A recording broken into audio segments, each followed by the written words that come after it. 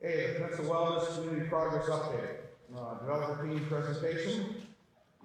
The PWC 2.0 proposal. We have with us tonight a number of representatives. We've got Jay Grove, we've got Chip Gabriel, Matt Franklin's here from Mid-Penn. They are all involved together in putting this revised proposal together. And tonight is the opportunity for us to take a look at it and ask questions. Great. Thank you very much, Chair Capel, members of the board, Ms. Fano. We appreciate the opportunity to update both you and the community. We're very excited to be here today. There's been a lot of work going on the past few months, and we have a number of proposed revisions to the project, keeping intact the original vision of the district, but we're enhancing it a bit with some modifications. We have a new member of our partnership and development team, which we'll introduce here in a minute. We're very excited about the addition of Mid-Penn and look forward to future discussions and moving this project forward. We're very excited to bring back the opportunity. This is a vision that was crafted some time ago by the district and one that is phenomenally progressive and innovative and really balances a true healthy aging community. The beauty of what we're going to talk about tonight is that it keeps all the original tenets of what you guys created to start intact. And that was a goal of ours because we believe that there are a number of aspects of all the aspects of what you guys wanted to accomplish as a district to start that are noteworthy and should be kept intact, and we've done that. First and foremost, this project will provide a tremendous amount of community benefit. This is a publicly accessible and intergenerational mixed use and mixed income community. It's focused on health, wellness, and community connectivity. The focus on health and wellness as a healthcare district obviously makes sense. We're looking to advance health promotion, disease prevention, and overall community wellness. Thirdly, we're looking at creating some really innovative traditional and non-traditional partnerships in the community. So this is very much a project that is for the community and one where we'll reach out to various partners throughout the next couple of years to form specific partnerships around healthy aging. So what is different? Again, to reiterate, we've maintained the original Peninsula Wellness Community vision. This is a very innovative, healthy aging community. We have been able to finalize the land allocation that has been provided for the community, and we'll talk about that a little bit later. So this is new information. So we're at about 6.5 acres of land that will be the footprint for the development going forward. We're really excited to be back. We've increased the number of affordable homes from 38 in the old proposal to 184 in the new proposal. That's an increase of 146 affordable housing units. And within that, we've also expanded the tiers of the affordability to address extremely low, very low, and moderate income. My name is Jay Grove. I'm a partner with PNB. We're a healthcare developer, and we will be partnering with both Generations and Mid-Penn in the development of this project. I'm joined by Chip Gabriel. Chip is the president and CEO of Generations, which is a seniors housing operator, developer, owner, and manager. And Matt Franklin and his team. Matt's the CEO of Mid-Penn Housing. A number of you, I'm sure, are very familiar with Mid-Penn's phenomenal work in the Peninsula area. So what is the current project as envisioned? Well, we have 477 unit housing unit community, again with 184 of those being affordable. We have a 100,000 square foot commercial building, which is the Center for Community Health. This will also include what has historically been referred to as the Hub Building, which is a community accessible, multi-purpose space that will be available not only for the residents of the community, but also not only the residents of the direct Peninsula Wellness community, but the greater community at large. And then there'll be code-required parking, on-site code-required parking to accommodate that. This is significantly less dense in terms of the square footage of the development than the last iteration. The last iteration had approximately 300,000 square feet of office space. We're down to 100 now. And we've increased the number of housing units by 100 with 146 additional affordable housing units. This is a little tough to read, so I apologize, but the blue outline area is an outline of the land that will be the basis for the Peninsula Wellness Community going forward. So that's 6.5 acres, all of which is owned and controlled by the Health District. To the upper right on the screen is Sutter Health's Mills Peninsula Medical Center, and Truesdale is to the upper left, and then Marco Polo Way is to the lower left for orientation purposes.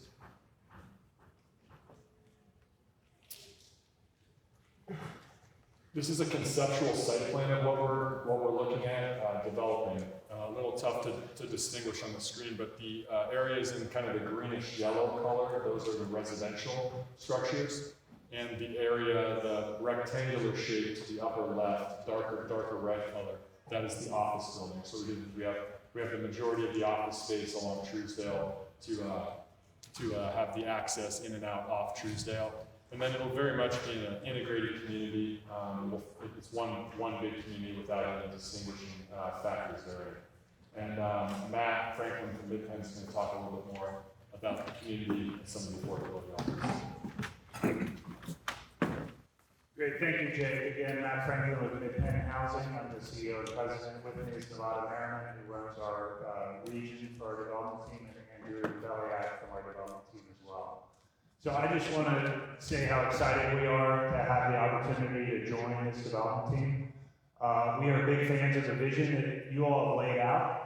The idea of co-locating senior housing with health services in an active community, one that is planned for active spaces and active use, where the hub both provides services to the residential community but also to the broader community so that we can have an intergenerational setting, are all themes that Midpenn has been trying to drive towards in a number of our other developments. So we're based here in San Mateo County. Many of you may know we own and manage about 8,000 units in 10 counties, from sort of Monterey in the south to Napa and Sonoma in the north. We've tried to implement some of these themes in a much less ambitious and smaller scale. So it's really exciting to be part of this vision.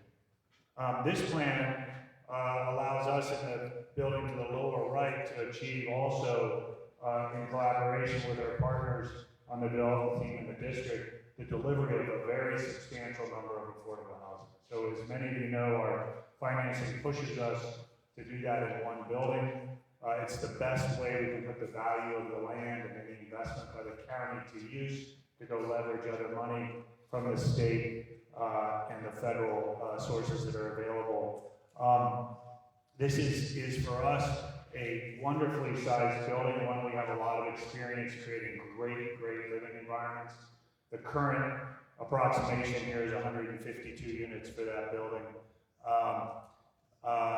And we're also just extremely excited about the opportunity to be part of the Wellness Center and the hub.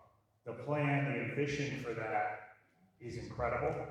The fact that our residents could have access to that with the market rate units and with the broader community is very exciting to us. We are both a developer and a property manager, so we are long-term owners. So we've never sold a property, we never intend to. We're in this for the long haul.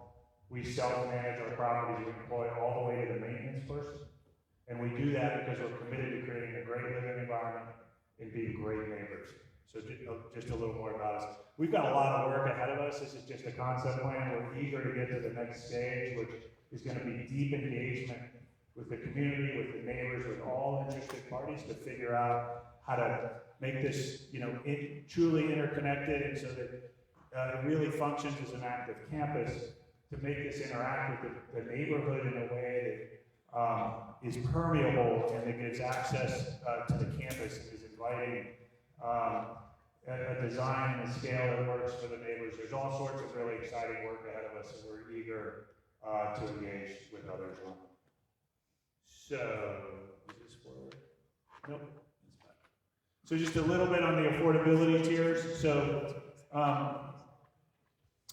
so that should really say low income, not extremely low. So the building right now, we're thinking the 152 for sure will be low income, which is defined as 60% of area median and lower. There will be some number possibly of extremely low as well. That's really to be determined based on input from the community and from the county. So our building will be entirely low income with possibly some extremely low as well. And then there's another, that's the 152 units, and there's another 32 units that will be set at moderate income. So that's typically defined as sort of in the 80 to 120% of the area median income. So as we're doing the community outreach, we can provide more information on that, what exactly those incomes translate into, show you our experience with those different populations. The 152 units, again, is a population that we have a lot of experience with. It's the entirety of our 8,000 units. So I think that's it on the affordability. And then Chip's going to talk some about the community benefit. Thank you. I'm Chip Gabriel with Generations. We are an owner-operator of senior housing communities on the West Coast. We're super excited to selling our family's 76th year of serving seniors in this industry. And we're excited about becoming a part of this community and the updated design we've been able to put together here. One of the things that in the years that we've been doing this, what's become very apparent for the seniors that we've served over these decades is they like the services, they like the amenities, they like things that allow them to age comfortably and healthy. Consistently, the one thing they don't like is all the old people that are there. So the last several projects that we've done, we've listened to them, and we want to make it very community focused. Historically, senior housing has been, people want a safe, secure apartment, and it becomes kind of portable. A lot of seniors say they live there, they're being put away. And that's not what we want to do. We want our residents and the residents who are going to live here are going to be an active part of the community. And the way we need to do that is to engage many ways so the community can actively participate on this campus as well. Some of the services and amenities that will be here for the residents who live there, but also for their neighbors and the general public, is we'll have a large health and fitness center. We have restaurants and cafes. We have urban gardens, gets quite competitive. We also have a large open space here for the public. This site plan, the actually runs right down the middle of it, and so it creates a wonderful opportunity to have a large landscape and we envision to be a part of the community in our neighborhood. We also do a lot of work at our other communities with the local schools in our community to engage them to participate and do programs, services, and education on this community, on this campus. People have talked about, all the schools have got nice auditoriums and stuff, and they've got great places to do the performance. But for the seniors who live there, it's not accessible to them as easily. So we do as much as we can to work with schools, with the art community, whether it's music, drama, those types of things, to provide spaces and opportunities for them to be on campus, not just for our residents, but for the general public to participate in that as well. Something that we've become very purposeful also, which we're very excited about, is we've done a lot with creating career paths for our employees. This starts out with working with the local schools, typically high schools, to get some of their students working part-time with us to understand about career paths that work with them. One of our communities in San Diego, very excited about a woman who started out as a wait staff working part-time while she was going to school. We helped sponsor her in college. She's now our assistant living manager. We'll be completing her MBA next month, and we're looking forward to her career path to continue to grow with us. These are the type of things we like to do with the schools that are part of the community as well. Something that we also really think is going to start evolving is healthcare is such a critical issue for our nation, and how healthcare is delivered is going to have to be done differently because we can't afford to keep doing it the way we are. We can all have our opinions of what that's going to be, but population health management is very critical. A community like this with our HUD building, with the medical space, with Sutter Health right there, creates unique opportunities for us to help manage and deliver healthcare both for the seniors who live on our campus, but also for the general population that's in the area. Typically, at all of our communities, 80% of the residents who live there come from about a 5-mile radius. The other 20% usually has an adult child who lives in that community. So this campus will be for the residents of the healthcare district. It's their neighborhood, it's their communities, it's where they've lived for a long time, it's where they've shopped, it's where their doctors are, it's where their faith groups are. We want to continue to enhance that as they live in this community.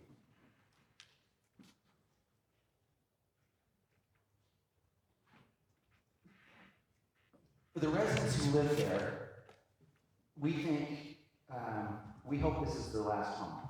And it's our goal as people who work with our residents live there, we want to help them write the last chapters of their life the way they want that to be. That should be full, it should be engaged, it should be wonderful, it should be a wonderful experience.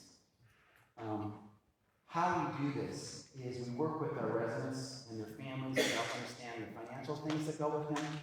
A lot of this is through education. Our wellness center and our staff works with them with fitness, with mobility. We also understand the changes of daily living and lifestyle as people go through the aging process. We're able to, with scale like this, provide caregiving, care coordination, those services that people can't get in their own home. This creates a full and wonderful life, not something that's isolated and alone. Many things are going on in our education with brain health. Dementia is becoming a huge crisis in our nation. Thanks to medicine, people are living longer and now we're dealing with diseases of the brain that we didn't have to deal with 10 and 20 years ago. Something else that we really try to incorporate is for our residents to feel like they have engagement and purpose. It's easy to feel isolated. There's a wealth of opportunities that's close to this healthcare district. You know, Gate Path is represented here tonight.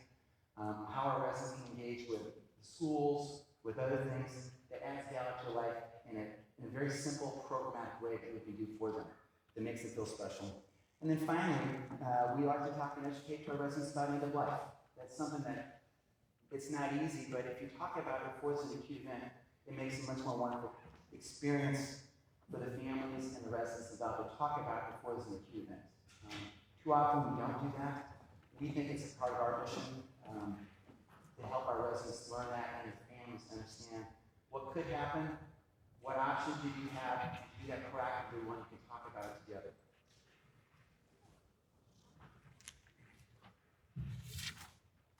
One of the things that's incredibly exciting about the opportunity here with the Peninsula Wellness community is just the wealth of providers, educational institutions, technology companies, and many other things that we think is unique to this project.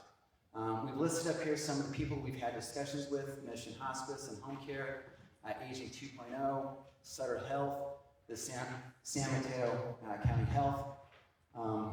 There's so many opportunities that we see this as really an incubator of what the future can be, not just for this community, but as a role model for a lot of other places throughout the nation. So we appreciate you being here tonight. I hand over back to Dick. So where do we go from here?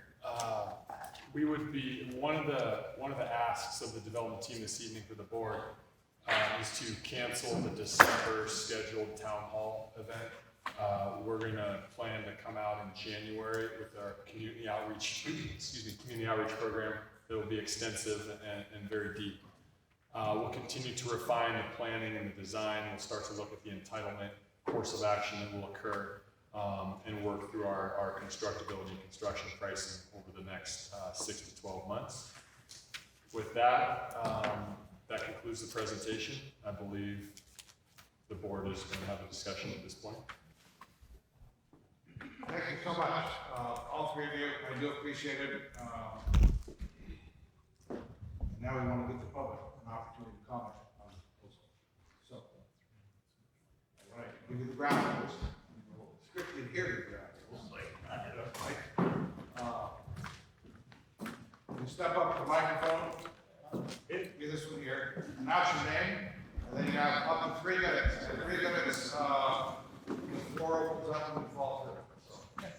I'm Sanakinovich, living in Clarice Lane, right in the middle of the block. And over here, we got too much traffic, buses going on.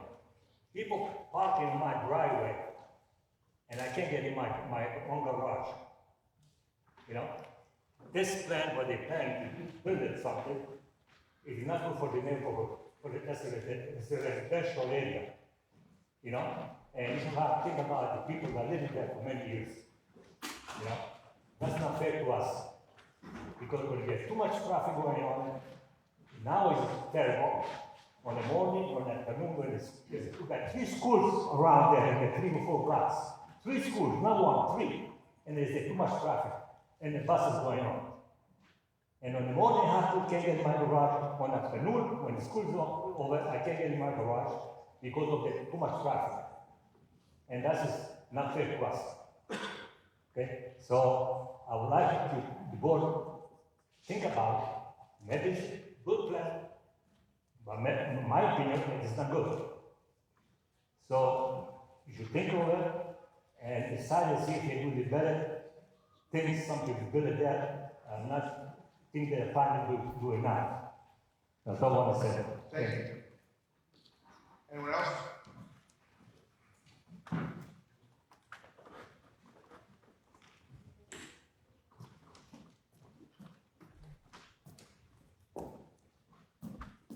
I'm Carolyn Crow. I live in Burlingame. I'm also on the board of North and Central Counties League of Women Voters. And it's a housing, director of housing. I have a planning degree, a city planning degree. We favor as many affordable units as possible. Understanding that sometimes seniors that are also affordable needing. But smaller units, we're glad to see how many there are here. But if you could increase the number of affordable units, that would make us very happy. The focus of mental health and educational coordination, one of the concerns is trying to minimize, you're right, the site is very near Mill Brain, BART station, and very near El Camino with all of its buses. So it's a great place for lower-income workers, which are badly need housing on the peninsula at this time. So focusing on the workers in the mill center, for example, and around to minimize the traffic, but also make these units accessible to the public transit is very important. Thank you. Next.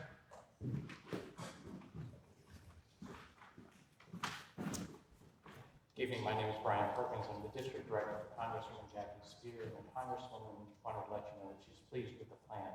There's been a lot of discussion with the district over a number of months, in fact over a year at this point. And clearly the district has listened to the residents who are asking for a significant share of the development to be dedicated to persons who have low incomes. She appreciates that the district consulted with housing experts such as New Penn, and that the outcome is development that will serve all income levels. There's always going to be a discussion about traffic and about congestion and so forth. But one of the other things to keep in mind is it's a senior development, and as such, the traffic impacts are probably less than it would be if it was a general population development. What we also know is that seniors within this community are being forced out, particularly when they're low-income seniors. I was just looking at a county report. 30% of your gross income means that you're spending an appropriate amount. Anything above 30% means that it's too much. And the percentage of the population in San Mateo overall that spends 30% or more is 47%, but 2/3 of our senior population spend too much. 2/3 spend more than 30%. So this is a well-targeted plan. It's been well thought out. It'll develop over time, of course, change over time. I wanted to thank you very much for your consideration. Thank you. Next.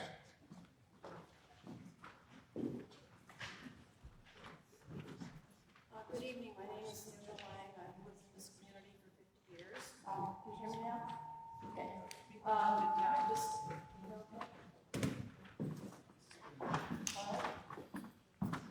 gotta grow a little bit. Thank you. I've served 12 years on the County Commission on Aging, but presently I'm serving very proudly on the Paratransit Coordinating Council. So I urge you to look into when you get into the public consider definitely the need for mobility. And some people who now use paratransit, and particularly Ready Meals, already have an established relationship with that agency. So I think that this is a very exciting plan, but traffic and mobility should definitely be considered as you look into it, because as I'm just finished saying, that there's a lot of structure already in place for people to get around. And then finally, that when you build something, you have to make sure that there's accessibility for these other services that would come into the development. So thank you. Thank you.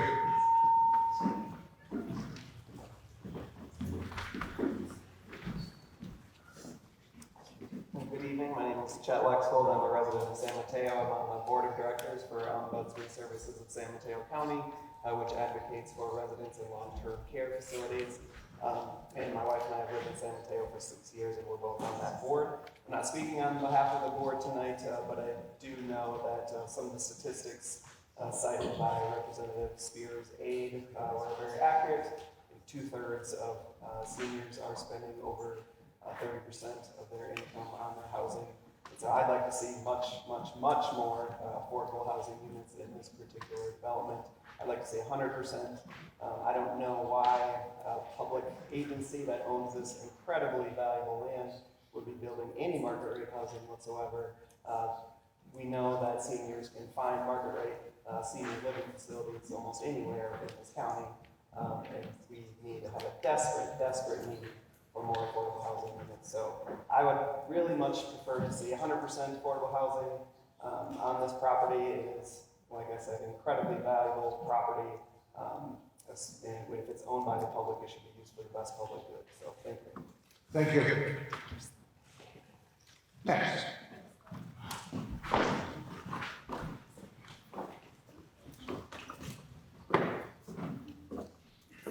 My name is Ben Long from the Center for Independence of Individuals with Disabilities. I've been through many of these town halls, been part of much of the progression of opening the possibility of affordable housing. I like the way it's going. I would like to see it progress more. But I thank you for bringing us to where we are today. I also want to shine a light on the need for accessible housing as well. Because obviously people with disabilities depend on both of these elements to live in the community in a proactive way. So the more strides we can make towards making these units accessible, that will really complete the vision for people with disabilities and what we need to see here in San Mateo County, which is affordable, accessible housing. So any steps that you could take to make that come to fruition would be very much valuable and very much appreciated. Thank you. Thank you. Next. Good evening, I'm Jan Stokely, Executive Director of Housing Choices. We're a nonprofit housing organization with an office in Burlingame, focused on addressing the housing needs of adults with developmental disabilities and their families. I've been participating in the project and I'm happy to see the progress that's been made. I particularly applaud the decision to bring mid-pen housing into the development team. They're an experienced affordable housing developer and will do a great job. I'm encouraged to see the increase in the number of affordable units, but I do feel that significant progress should be made in that area as well. On a daily basis, we're dealing with families of kids with disabilities who really need to continue to live in San Mateo County because their public school support is here, their healthcare support is here, their services, family members, a whole network of people and relationships that make it possible to really, for a child with developmental disabilities to thrive. And for adults with developmental disabilities who have extremely low income, they're really being pushed out of the county because of the lack of affordable housing. So we need more affordable housing in this project. We need more income targeting towards the extremely low income level and the very low income level. And then I would also urge you to think about the workforce. We are one of many nonprofits that are struggling on a daily basis to hire and retain people who will work at the salary levels that we can pay. I'm sure healthcare is slightly better than us, probably maybe even more, a lot better, but I'm sure you have the same workforce challenges that we have. And so you need to work on incorporating housing at a level that makes it possible for people who are working in your healthcare facilities, for people who are working with the nonprofit social service agencies, to continue to live in this county. Because without that workforce, we're not going to have a strong, vibrant, intergenerational community. So just to sum up, please focus on increasing the number of affordable units, provide for income targeting for extremely low income, include people with disabilities, and think about the workforce that housing levels and what their income and rent levels need to be so that they can stay here and work at this beautiful project and other nonprofit agencies. Thank you very much. Next.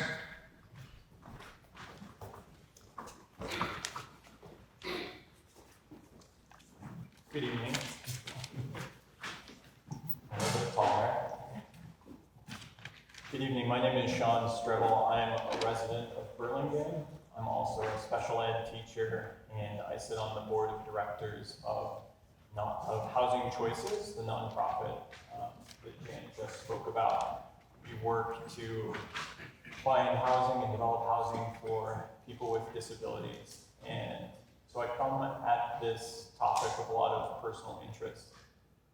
We are facing a major housing crisis in this area, as all over the Bay and all over the country.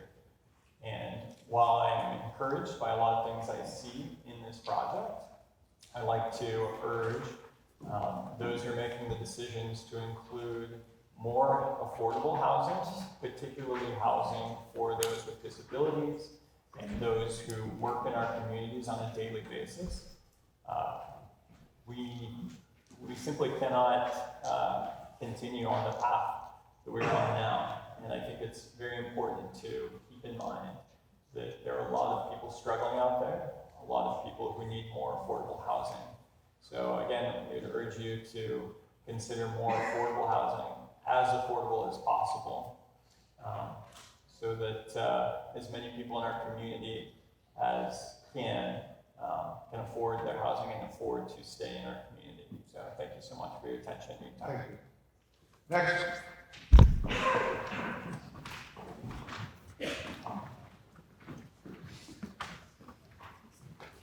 Hi, I'm Linda Dyson, and I live in Burlingame.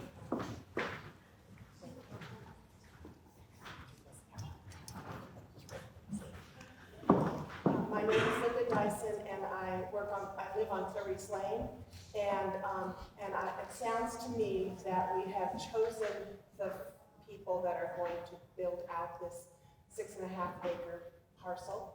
And what I would like to see is some of the other units, other areas that they have already built out. I'm a visual person. I want to see what it's going to look. You know, I realize that this is larger, but I want to see generally what the construction looks like, what the layout is, and I really appreciate that. Thank you very much. Thank you very much. Next.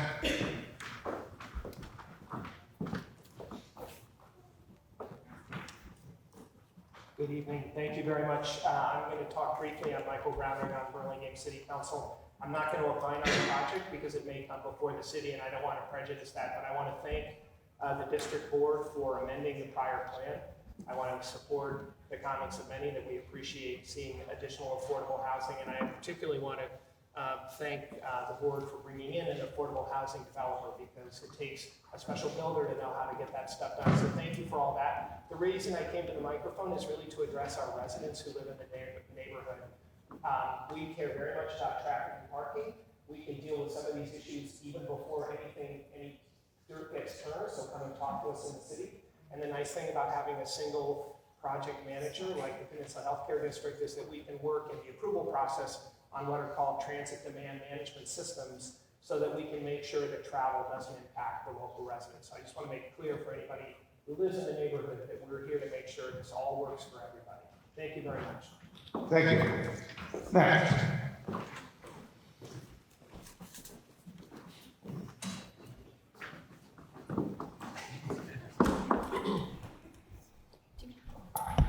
Thank you. My name is Laura Hines.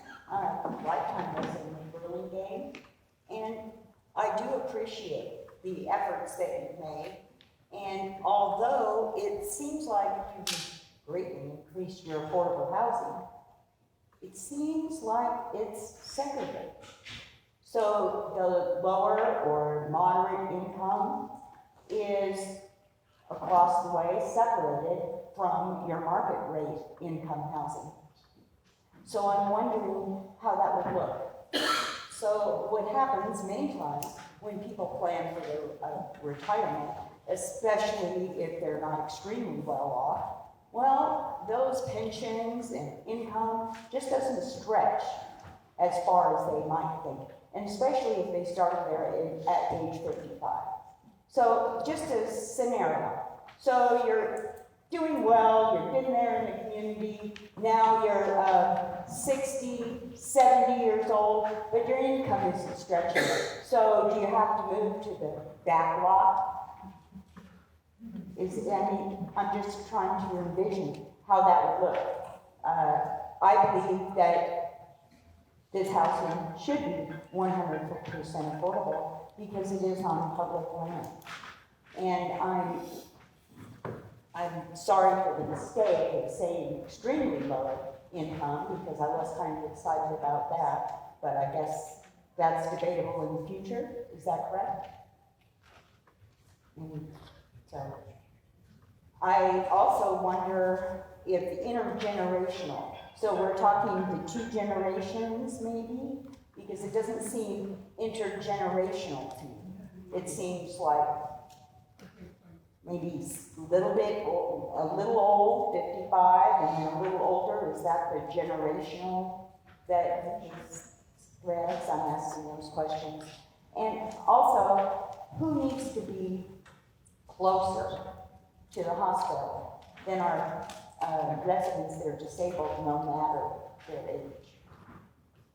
I'm wondering. And so I'm hoping that we can have further talks and more discussion about an increased amount of affordable housing and kind of desegregating the income levels.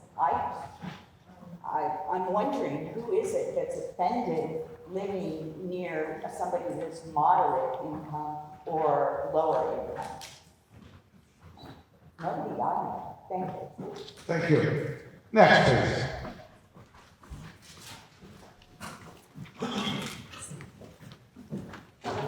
My name is Susan Ray. I live in San Mateo. I'm very, very happy to see the improvement in the new package, but I'm still wondering, this is community property. This is property that is owned by our local community, and I really feel that we should be putting that up for the best for the community's benefit, which means we need to provide housing for our elderly, for our workers, for anyone that cannot afford the skyrocketing cost of housing. I also want to encourage you to do more supportive housing, whether this is for someone with physical disabilities or mental illness. We have very few places in San Mateo County where you're aging with mental health issues. Where do you live? This is for me, it's a very important topic to me personally, because I have a family member. It's very important that I think we as a community we're looking at expanding, what are we offering here? And I'd really like to see 100% affordable housing, that this is something built for the public good and not for money, not for any profit making here. If you must have the office building in order to help support this, but I want to see as much affordable housing as possible. We have such great need in this community, and this is a property that we all own. My taxes have gone to this all my life. I want to see that money being well spent and helping out those in my community that haven't been able to buy a home and are trying to make it in this rental market. It is so hard, and your workers don't have a place to live. I just want to say thank you. It's much better, but please, let's do better. Thank you very much. Next, please.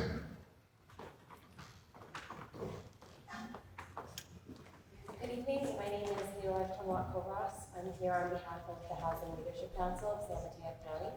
Our mission is to work with communities and their leaders to create and preserve quality, affordable homes. Obviously, I'm here tonight to thank you for all of the work that you put into this plan to increase the number of affordable homes. I think that when we talk about housing and homes and units, I think we sometimes get away from the vision that we have, which is people walking to their doctor's appointments or enjoying the lovely outdoor spaces that we saw in the plan, or reading a book in the library. And we support this vision. We support as many extremely low-income homes as are feasible, and as many affordable homes as are feasible. So I think a lot of people took my talking points by how much we need housing, who needs housing, everybody needs housing. So thank you for your work, and thank you for bringing this vision. Thank you very much. Next, please.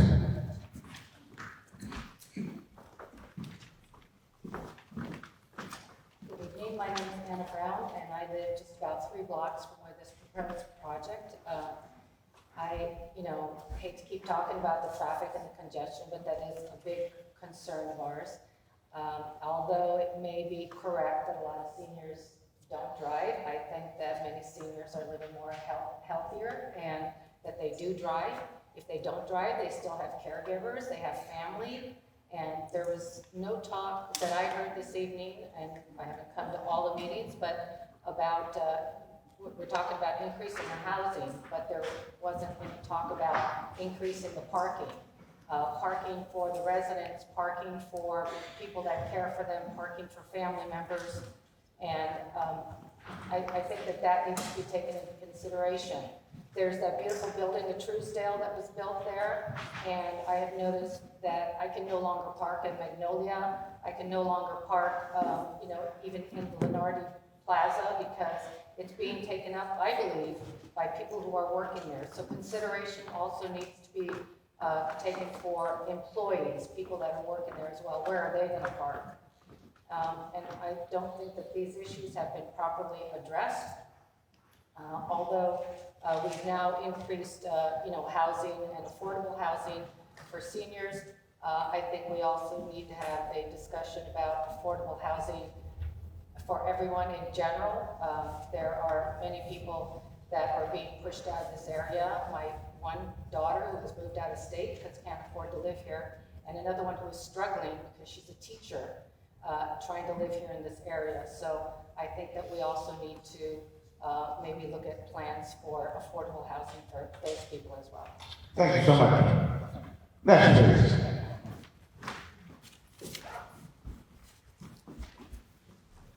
Hi, good evening. I'm Eileen Easterbrook, and I'm a resident in Burlingame. I'm also a parent of a young adult developmental and intellectual disabilities.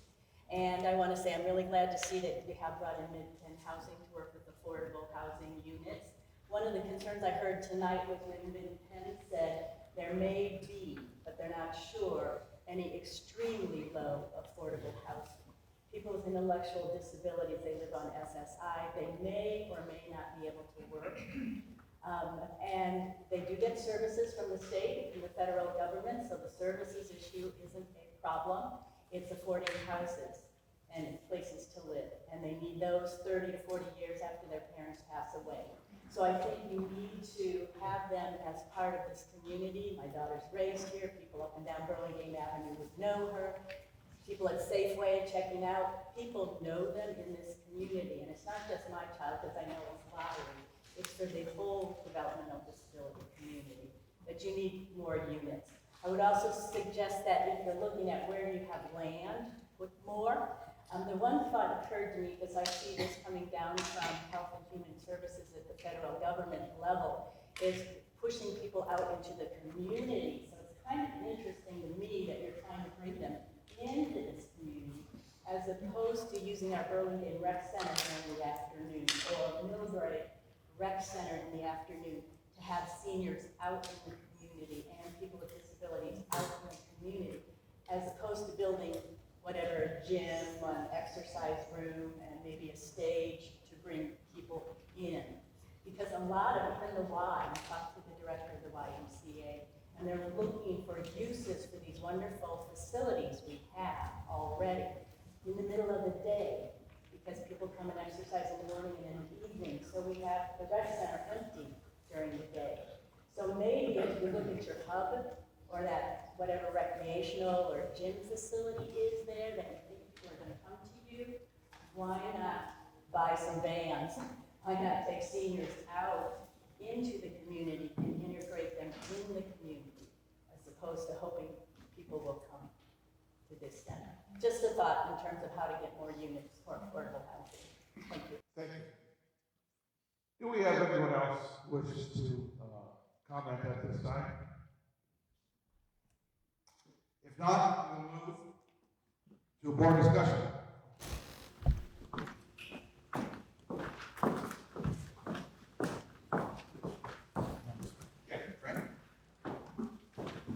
Thank you, Mr. Chairman. I was elected 3 years ago, and I didn't know what I was getting into. But my predecessor had worked on this for a long time, and I think we have a really excellent project here, at least at this stage. And I think the public has to understand that just because you get engaged doesn't mean that you're going to be going on a honeymoon at some point. So there will be changes to this. We're going to have a lot of, as you heard from the gentleman who spoke, we're going to have a lot of public input, more than tonight. All of us will be better educated as the months go by. And so the project you see today is not in stone, so please don't worry about that. I guess I have two personal comments. One is that when I started this after being elected, that I started hearing speakers about affordable housing. And I think all of us to one degree or another are cognizant that there's a crisis, that there are problems. You know, you read it in the newspapers, you hear it on TV, etc. But the specifics of it, I was never that educated about. I'm being very candid with all of you. And so we had speakers for a year come and educate us, certainly educate me, I must say. And I think there were two women that made a real impression on me, and that was they stood up and they talked about their grandmothers, and one of them talked about her mother, and that it's fine if you have a home and now you want to sell it, and therefore you use those monies for a unit to live in somewhere, whether it's an apartment or a smaller house or whatever, that's fine. But there's so many people who don't have that investment. They don't have that home. And what are they going to do? That made the greatest impression on me of everyone else that spoke.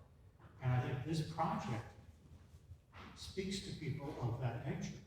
Whether or not they live in the units that Chip's going to do, or there'll also be 10% affordable housing, or whether or not the mid-end units, which would go all the way down to extremely low, it's a broad spectrum of seniors who will be able now to afford this. I'm not educated about how large this is compared to other projects, but I'm willing to bet that this project is perhaps the largest one of its nature in Northern California. Maybe, if it's not the largest, it's certainly one of the largest. On some of the comments that were made tonight, I think the one on disabilities is something that we have to check with our partners here to make sure that there is a good number of those units that are disability or ADA or whatever accessible to people. I it's an excellent issue. On transportation, yes, we've been talking transportation since day one. And at least initially, the entrances, the main entrances are going to be on Truesdale to try to ameliorate that problem. And again, on a personal note, some of the people that have been here for almost all our meetings. I have a son and a daughter. My daughter, a year ago, took her family up to Truckee to live, because she couldn't afford it, and she was sick and tired of the traffic, all sitting on my head. My son, 2 months ago, who lived in Tracy, taught at San Francisco State, commuted, stayed at our house in Burlingame, slept for 2 hours, and went and taught, and then went back to his family. He gave up the ghost, and he's moved to Reno. So we're talking to somebody who's been there, and I am there with my family and my grandchildren. So please, these 5 people, we've been fortunate tonight for 5 people, we're very much there with you. We want to do it right, as does the city council here. I'm getting a little emotional about it, but thank you very much for coming. It's going to be a good project. Thank you. Rick, Alan, any comments? Dr. Rick Navarro. I think I have it's my 4th term now on the board, so it's coming up on 16 years. We looked at this quite a while back. We had hired some experts to tell us what our greatest needs were. And one of the things they pointed out to us was that we're experiencing the so-called silver tsunami. All these folks born in the 50s and 60s, the baby boomers, which I'm part of, becoming a huge portion of the population, and seeing a very large need for housing and services for those folks. And a lot of people, even at that time, those years back, were seeing parents and grandparents getting moved out to Fresno and Modesto because they couldn't find a place around here. So we've been working with these partners, we've been listening to the community, and I'm very pleased with the plan and the way it's been changing. I think this will be a huge benefit to the community. And just on a personal note, I have, my wife and I are physicians, so we're pretty well to do, but we have 4 children. My oldest daughter is on SSI, she has cerebral palsy. I got 3 kids that are working, they're all well educated. None of them can afford to buy a house in the Bay Area. So we're all very, very cognizant of the struggles that are going on. We hear you, and we will continue to listen to you. We may have more community outreach. I encourage everybody to come in January. There'll be more kind of a question and answer sort of thing than what we have here tonight. Thank you. Thanks, Rick. Helen. My name's Helen, and I am very excited to be working with Chip and Jake and Mid-Penn Housing. I think that, we have listened and we have, am I Can not? you speak up, please, or? Okay. No, it's off. You got it off. Press 1 more time. So, okay, so my name's Helen, and microphones don't like me. Anyway, I am very pleased to be working with Chip and Jake and Mid-Penn Housing. I think that we've got a great team of workers together, and people need to understand that this is a work in progress. We have been working on this for 7 or 8 years at least, with this group of individuals for several years, not 7 or 8, but several years. And they do great projects. And when they say intergenerational, they mean that they work within the senior housing, but they bring the other generations into their housing so that you're not just, putting your elderly folks or your own self, because I'm one of those that could participate in that.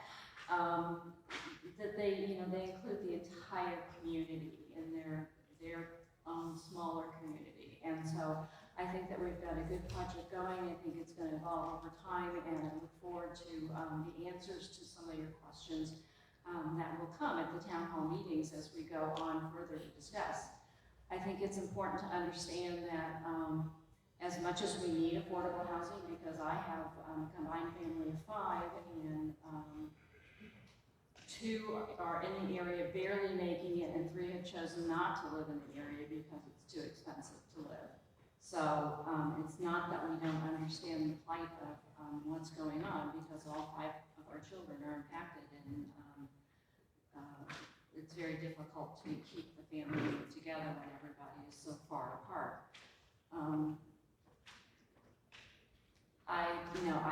I think that this project will develop in a good way. I think people need to understand that, one project isn't going to fix the problem of the area. I mean, there's affordable housing crisis all over. There's been an affordable housing crisis for years and years and years. And it has not been dealt with. I think nobody anticipated what was going to go on in our community. There would be such a huge build out from the tech industry and other Facebook and Google and everybody that has greatly impacted our community. And our small health care district is not going to fix that, and we are limited in those that we can serve, so we can't do workforce housing, for instance. But we're doing the best we can, and I think we have a great project, and I can't wait to see it get off the ground and be able to help the people that we can help. Thank you. Thank you, Helen. And just to wrap up my comments, I've been on the board now for 10 years, and I'm very excited about this project. I was not as excited about this project 18 months ago, 2 years ago. I felt that we owed it to the community to put more affordable units in, and as we all evolved on the board, it became clear that there was one route that we could explore, and I'm glad that our developers, who I'm very impressed with, reached out to an entity that is well known, well respected in the community, Max Group. I think we've got a dynamite team for a project of this sort. I listened to all the comments that you just mentioned in the public comment, and I'll just tick quickly through a couple of these and let you know that these are not new topics for us. The first is traffic. We've already done a number of traffic studies, and we'll certainly do more. That's something to look at. I will talk about 2 things, however. I have an aunt who's a youngster, 99, who's living in an assisted living facility down in Los Angeles, and every time I've gone to see her, it's a breeze parking for me because there's no other cars in the parking lot. I think we're going to find that the cities in general have much more severe limitations placed on developments than they need be. So I think traffic is certainly a major consideration, and it's one that we want to make sure does not negatively impact our residents in any way. And I'm sure the city feels the same way, by the way. Mr. Browner mentioned that the city will put some restrictions on us, and I'm sure they will. And so I think that's going to be mitigated in our favor. The disabilities population is extremely important to us. Maybe this isn't the project to service that population. And we have discussed this at our board level, and we've talked about, gee, what if? After this project gets off the ground, what can we do with some of the other special needs groups? And that is one of the special needs groups that we have talked about. We've had discussions with GatePath. I would like to see more discussions with GatePath on that. A lack of workforce housing, I think Helen Gallagher mentioned that we simply are not allowed to do that. We're restricted to some extent on that. Can there be ways around that? I don't know. There's always ways around things if we seek out hard enough. The segregated units, I thought that was an interesting question. But I believe there are restrictions on why units are planned as they are. And I'm sure that will come up in some of the discussions that the development team will be dealing with when we have the town hall meetings. 100% supported housing is another special interest group that we talked about, and we think there's a need for. As Helen mentioned, we're not Google, so we can't build willy-nilly, but maybe we can do something that helps a number. Frank mentioned that this is a large project. It is a large project. I believe it's the largest affordable housing project in the county. And so some of the comments that have come our way, I'm proud to say we're one of the larger builders of affordable housing. It could be larger, maybe. But we also have to have balance. And I think the idea of the hub and the supportive services, professional office building is going to play a much stronger role than many of us have realized. You know, as I get older, and I'm getting older, I can tell you that every morning when I get up, it tells me I am. But as I get older, every physician in this community gets older. And they start to drift away for whatever reason. And we're losing a lot of physicians in this community for lots of reasons, the major one being, of course, the cost of housing. They can live much more comfortably in Topeka, Kansas than they can in Burlingame. Weather might not be the same, but they can do much better in those areas, and frankly, that's why they're going there. You know, we have out-migration in California that's at an all-time high, and we haven't really found a way to solve that. But if it gets out of hand, like it's starting to get, we're not going to have physicians here to treat all of us as we get older. And unfortunately, as we get older, we need a few more services than we did when we were younger. This project, in my opinion, is the epitome of the dialogue which is occurring all around the country, but very little has been happening on this, of the integration of health and housing. Some people deny the relationship. Well done. There's a heck of a relationship between access to housing, no matter the level, although there's variations in the leveling, access to housing and one's overall health. So if we are going to be a healthy population long into the future, we need to have housing such as this. You know, I have a mother who is 98 and a half, as she tells me, who was forced out of her home in Lake Tahoe because Lake Tahoe doesn't have these facilities. And so she's down in Gardner, and trying to get to Gardner during the wintertime. It's tough, you know, but she calls every day saying, "Are you coming?" And that's something that we just have to deal with. But I believe in access to good housing for everybody that we can provide housing to. I believe in balance between housing, which is a major need, and all the other major needs that somehow we don't talk too much about. It's a good project. Thank you so much. I would like to proceed to 5A4, action and consideration. Authorize the developer team to proceed with planning and entitlement activities under the exclusive negotiating agreement. I'll second. Yes. Okay. This is it. This is it. All those in favor? Aye. Aye. Motion passes. Now we're looking at 5A, proceed with negotiation of a term sheet for the ground leasing and disposition of development agreement as contemplated by the community. I so move. Second. All those in favor? Aye. Aye. Motion passes. And authorize district staff to negotiate for board review and approval the second amendment to the community with the developer team, including updates to the remaining developer scopes of work and associated schedule of performance.